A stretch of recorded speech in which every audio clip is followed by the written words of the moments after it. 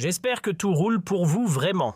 Quant au pouvoir en place en Algérie, comment dire, à force de s'enliser dans des abus à répétition, de piétiner sans scrupule les droits humains les plus fondamentaux, de s'acharner dans une logique de répression aussi illogique qu'injustifiable, il finit par se dévoiler tel qu'il est, un système désespérément accroché à des méthodes d'un autre âge. Libertés individuelles étouffées, voix dissidentes réduites au silence, et tout cela sous le couvert d'un autoritarisme poussiéreux hors du temps. À ce stade, ce n'est plus qu'une impression, le régime TB s'inscrit déjà aux yeux de beaucoup dans la catégorie peu flatteuse des États voyous. J'espère que tout roule pour vous vraiment. Quant au pouvoir en place en Algérie, comment dire, à force de s'enliser dans des abus à répétition, de piétiner sans scrupule les droits humains les plus fondamentaux, de s'acharner dans une logique de répression aussi illogique qu'injustifiable, il finit par se dévoiler tel qu'il est, un système désespérément accroché à des méthodes d'un autre âge. Libertés individuelles étouffées, voix dissidentes réduites au silence, et tout cela sous le couvert d'un autoritarisme poussiéreux hors du temps. À ce stade, ce n'est plus qu'une impression, le régime TB s'inscrit déjà aux yeux de beaucoup dans la catégorie peu flatteuse des États voyous. Il faut bien l'admettre, l'Algérie glisse doucement, mais sûrement vers le statut peu enviable d'État voyou. Et ce n'est pas une simple opinion lancée au hasard, c'est documenté, c'est officiel. Tenez-vous bien, un rapport fraîchement sorti des bureaux du Haut Commissariat des Nations Unies aux droits de l'homme depuis Genève, mais carrément le régime algérien sur la sellette. Des experts onusiens ont carrément demandé des comptes à Alger au sujet d'un cas absolument sidérant, une citoyenne algérienne expulsée par les autorités algériennes. Oui, vous avez bien entendu. Pas une étrangère, pas une binationale. Une Algérienne jetée dehors par son propre pays. Ce genre de scénario, on le voit parfois dans des films dystopiques, mais dans la vraie vie rarissime. Normalement, ce sont des ressortissants étrangers qui se font reconduire à la frontière, pas les enfants du pays. Les cas de prison arbitraire, de harcèlement, de disparition mystérieuse, on commence à y être malheureusement habitué. Mais qu'un État pousse l'absurdité jusqu'à expulser ses propres citoyens, là on atteint un nouveau niveau d'inédit. C'est comme si l'appartenance nationale devenait soudainement optionnelle. Et tenez-vous bien, parce que ce n'est pas juste une rumeur de couloir ou un simple bruit de fond médiatique. Non, ce que nous avons là, c'est un document exclusif, estampillé du très officiel Conseil des droits de l'homme des Nations Unies. Un véritable pavé dans la mare signé par une brochette d'experts onusiens, le groupe de travail sur les disparitions forcées, la rapporteuse chargée de défendre la liberté d'opinion et d'expression. Oui, ça existe encore, celle qui veille aux droits de réunion pacifique et d'association. Une autre spécialisée dans la protection des défenseurs des droits humains, et pour couronner le tout, le rapporteur consacré à la vérité, à la justice et à ce qu'on appelle joliment la non-répétition. Bref, la fine équipe, et ces gens-là, ce ne sont pas des activistes anonymes sur Twitter, Ce sont les sentinelles officielles des droits humains au niveau international. Nommés par le Conseil des droits de l'homme lui-même, basé à Genève, ils ont une mission claire, surveiller les États membres, leur poser des questions qui dérangent et enquêter là où les violations des droits fondamentaux font tâche. Leur job. Rappeler au gouvernement qu'il existe encore quelque chose qu'on appelle la Charte des Nations Unies. Alors voilà, les choses sérieuses ont commencé le 29 août 2025. À cette date précise, les autorités algériennes ont officiellement été placées dans le collimateur d'une procédure spéciale. C'est le jargon onusien pour dire « attention, enquête internationale en cours ». Le Conseil des droits de l'homme a décidé d'ouvrir une investigation en bonne et due forme. L'objet, un cas de violation choquante des droits fondamentaux, une citoyenne algérienne rejetée à la frontière par son propre pays. Oui, vous avez bien entendu. L'absurdité n'a même plus besoin d'être déguisée. Et pour ceux qui auraient manqué un épisode, petit rappel, les Nations Unies ne sortent pas de nulle part. Leur action repose sur des fondations solides, 2 textes phares, la Déclaration universelle des droits de l'homme et ce qu'on appelle parfois la Charte de San Francisco ou tout simplement la Charte des Nations Unies. Ces 2 piliers définissent non seulement les règles du jeu, mais aussi les rôles de chaque acteur.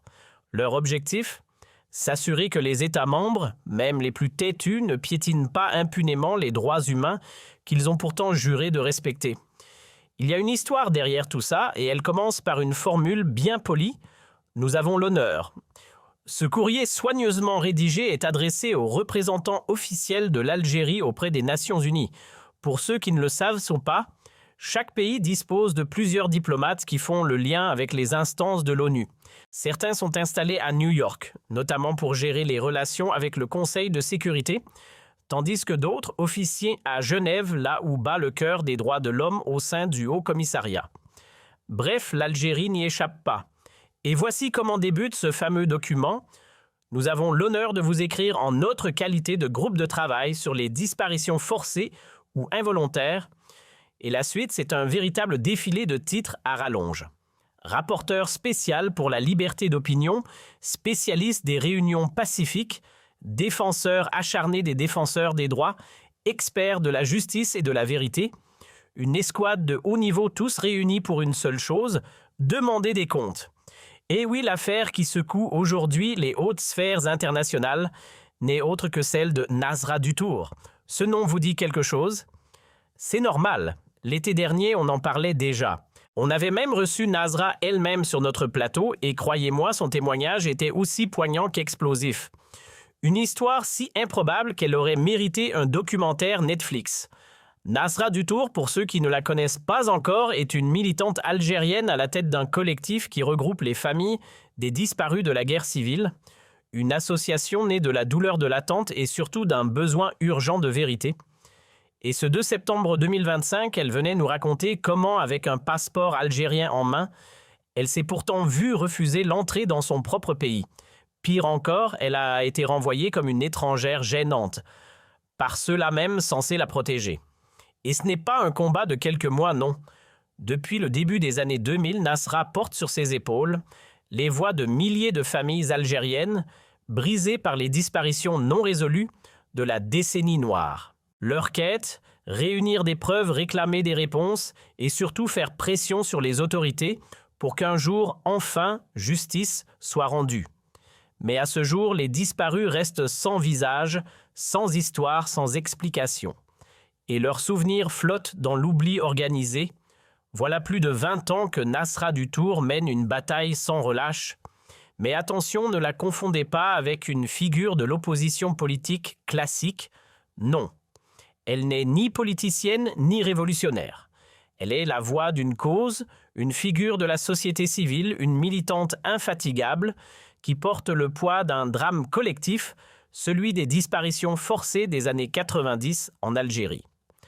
Elle incarne la douleur silencieuse de milliers de mères qui ont vu leurs enfants happés par les rafles pour ne plus jamais les revoir. Son collectif, désormais bien connu dans tout le pays, ne reste jamais silencieux.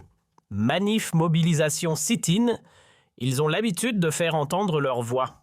Et comme toute militante des droits humains digne de ce nom, Nasra s'exprime aussi sur d'autres sujets brûlants: emprisonnement, arbitraire, répression politique, intimidation contre les journalistes, bref, tout ce que les régimes autoritaires préfèrent garder bien caché. Et puis boum, le 30 juillet 2025, scène surréaliste, Nasra atterrit à Alger, mais ne mettra jamais le pied dehors. Les autorités algériennes l'interceptent à l'aéroport Houari Boumedienne. 3 heures d'interrogatoire juste parce qu'elle milite. Et au lieu de la laisser rentrer chez elle, il la renvoie direction la France, le pays d'où elle venait. Tout ça documenté noir sur blanc dans un rapport officiel de l'ONU. L'absurde porté à son sommet. Nasra Dutour, pourtant muni d'un passeport algérien parfaitement valide, s'est vu refoulé à la frontière. Aucune loi invoquée, aucune explication écrite. Rien, juste un simple « vous ne passez pas ». Comme si sa nationalité ne valait plus rien le temps d'un contrôle. Et le plus absurde dans tout ça, les agents à la frontière, au lieu de lui fournir un motif légal, se seraient contentés d'une justification floue. Vous êtes lié à une ONG, sans nommer l'organisation, sans dire pourquoi cela mériterait une expulsion, comme si l'engagement associatif était devenu un crime en soi. Il faut dire que le collectif qu'elle représente, SOS Disparu, CFDA, n'a jamais été vu d'un bon œil par le pouvoir. Depuis sa création, il subit des pressions constantes, Surveillance, intimidation, tentative d'étouffement médiatique. Tout est bon pour freiner leur travail, pour réduire au silence celles et ceux qui réclament simplement la vérité. Ce n'est pas tout. Au fil du temps, les entraves imposées aux membres de l'association n'ont fait que s'intensifier. Réunions interdites, rassemblements empêchés même lorsqu'il s'agissait d'événements aussi symboliques que la Journée internationale des droits des femmes ou des actions liées à la justice transitionnelle. Et ces faits-là ne viennent pas de rumeurs de réseaux sociaux, non. Ils sont consignés noir sur blanc dans les rapports officiels de la rapporteuse spéciale des Nations Unies chargée de surveiller la situation des défenseurs des droits humains. Et ce n'est pas seulement sur le terrain que ça coince. Même la voix numérique de l'association a été muselée. Leur web radio, la radio des sans-voix, est tout bonnement inaccessible depuis le territoire algérien. Quant au site du Mémorial des disparus, un espace dédié à la mémoire des victimes de disparitions forcées durant la décennie noire, il a été piraté.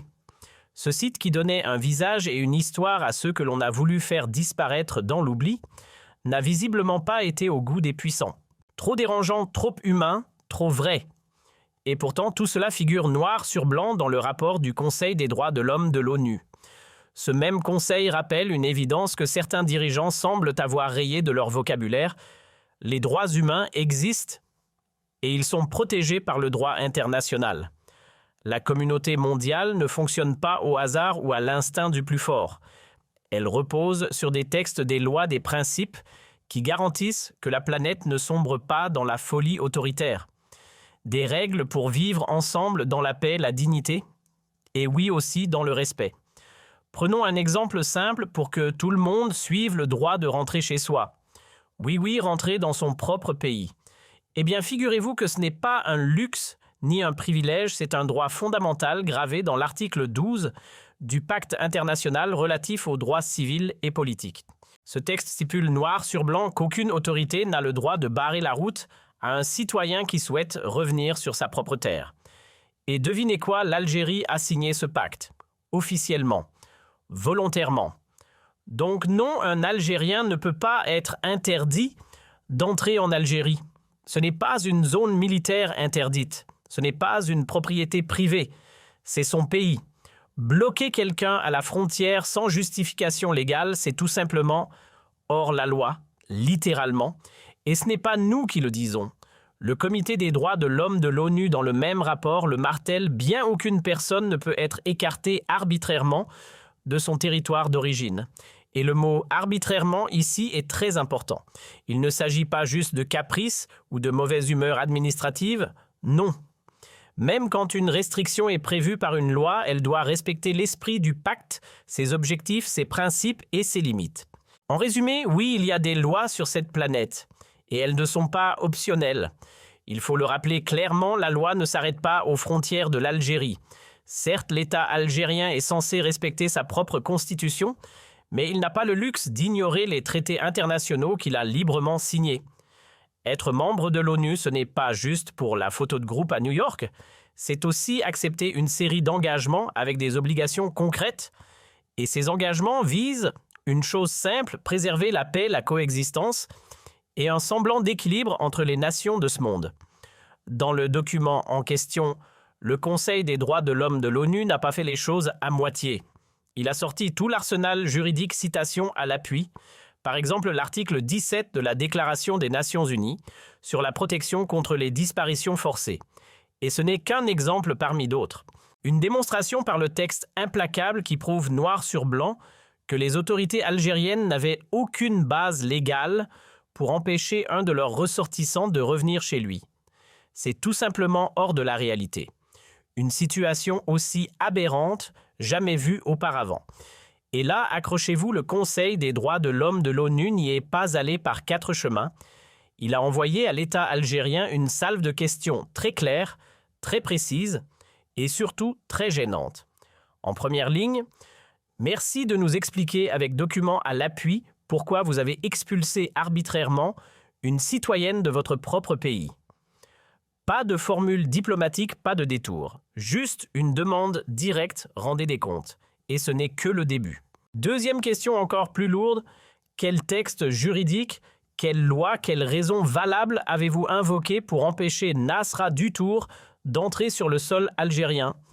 Et surtout, le Conseil veut savoir en quoi ces mesures sont censées respecter le droit international, en particulier l'article 12 du Pacte sur les droits civils et politiques et les articles 13.3 et 13.5 de la Déclaration de l'ONU contre les disparitions forcées. En résumé, expliquez-nous comment une expulsion aussi absurde peut être compatible avec les droits humains que vous prétendez défendre. Et là, on dépasse le stade des simples questions. Non, cette fois, le Conseil des droits de l'homme ne demande plus, il ordonne. On n'est plus dans la curiosité polie, mais dans l'exigence ferme. Dites-nous exactement quelles actions concrètes vous avez entreprises pour enquêter sur ce qui est reproché et surtout comment vous comptez protéger les droits fondamentaux de Madame Nasra Dutour. C'est une mise en demeure diplomatique, ni plus ni moins. Et ce n'est pas tout. Le Conseil pousse plus loin. Faites-nous savoir ce que vous avez mis en place pour garantir un vrai dialogue démocratique dans le pays. Et là, ça vise large. Il s'agit de s'assurer que les familles des disparus, les militants, les défenseurs des droits de l'homme puissent parler librement, se rassembler, sans peur, militer sans être harcelés, stigmatisés ou criminalisés. En gros, l'ONU demande « Votre démocratie, elle fonctionne ?» ou c'est juste un mot vide sur du papier officiel? Et là, on atteint un niveau critique. Le 5e point soulevé par l'ONU n'a rien d'anodin. Quelle démarche concrète avez-vous engagée pour identifier le sort ou au minimum le lieu des personnes victimes de disparitions forcées pendant les années noires des années 90? Et là, mes amis, ça devient très sérieux. Pourquoi? Parce que c'est la première fois dans l'histoire récente que l'État algérien est publiquement sommé par une institution des Nations Unies de s'expliquer sur ce chapitre ultra sensible de son passé. Ce n'est pas un simple rappel à l'ordre. C'est un acte de mise en lumière d'un dossier que l'État a longtemps tenté de garder sous silence. Et ce qui est en jeu ici, c'est ni plus ni moins que la légitimité même de la guerre antiterroriste menée dans les années 90. Là, on touche à un tabou d'État. Mais pas de panique, on va creuser tout ça dans une future émission, parce que ce sujet-là mérite bien plus que quelques minutes. Il mérite un vrai éclairage, un vrai débat. Et pour ceux qui pensent que tout cela va finir dans un tiroir, non. Toutes ces questions ainsi que la réponse ou le silence du gouvernement algérien seront rendus publics dans les 60 jours sur le site officiel de l'ONU. Plus précisément sur celui du Haut Commissariat aux droits de l'homme basé à Genève.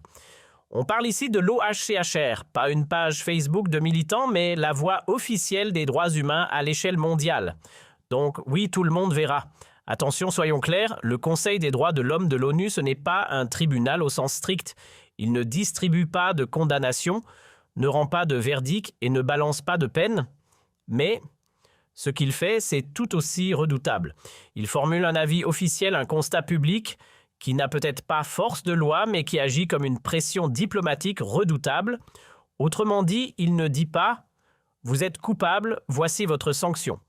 Mais il dit clairement « Nous vous voyons, nous savons ». Et nous vous demandons de corriger vos dérives, de réparer ce qui a été brisé et surtout d'arrêter de piétiner les droits fondamentaux. Un tribunal sans marteau, sans barre, sans cellule, mais un tribunal tout de même. Parce que l'effet, lui, est bien réel. Et le message est limpide, l'Algérie doit honorer les engagements internationaux qu'elle a elle-même signés. Et puis cette affaire, soyons honnêtes, elle est sans précédent. Encore une fois, ce n'est pas la première fois qu'un citoyen algérien est bloqué à l'entrée de son propre pays. On se souvient tous du journaliste de Jeune Afrique en avril 2024, refoulé comme un intrus malgré qu'il soit 100% algérien, sans double nationalité. Quant à Nasra Dutour, elle avait elle aussi un passeport algérien en main. Et pourtant, on assiste ici à un schéma qui ne trompe plus personne. Un schéma qu'on retrouve dans des États voyous où l'arbitraire devient la règle et la légalité, une simple option. C'est exactement ça le comportement typique d'un État voyou. Vous savez, ces régimes où les dirigeants se prennent pour des parrains de cartels au-dessus des lois, au-dessus des traités, au-dessus même du bon sens. Ils bricolent leur propre version du droit, une version maison, qui n'existe nulle part ailleurs sur Terre. Tu es algérien, tu es algérienne. Eh bien désolé, mais on t'interdit de rentrer chez toi. Comme ça, parce qu'on peut. et ce n'est pas un accident isolé.